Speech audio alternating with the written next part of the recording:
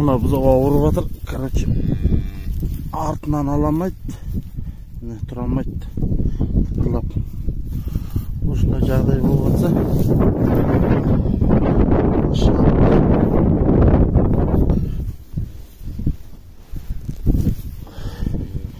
Шапта без болады.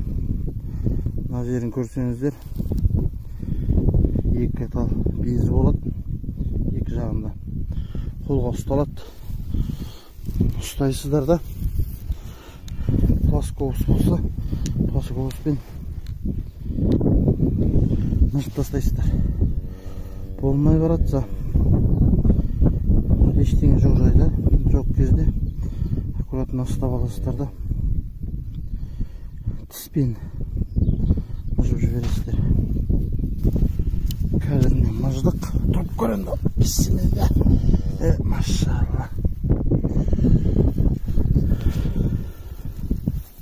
Бұл неге суықтан болады көбінде.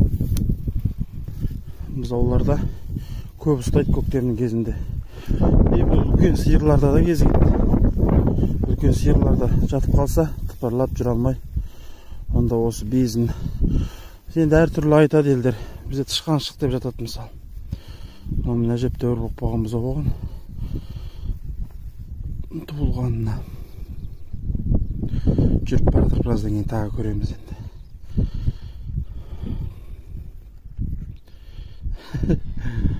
Ей машалла. Бар жігіт жүргіз енді. Еміз.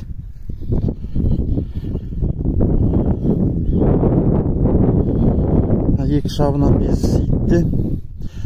Екі шабы қозғалмай қалады.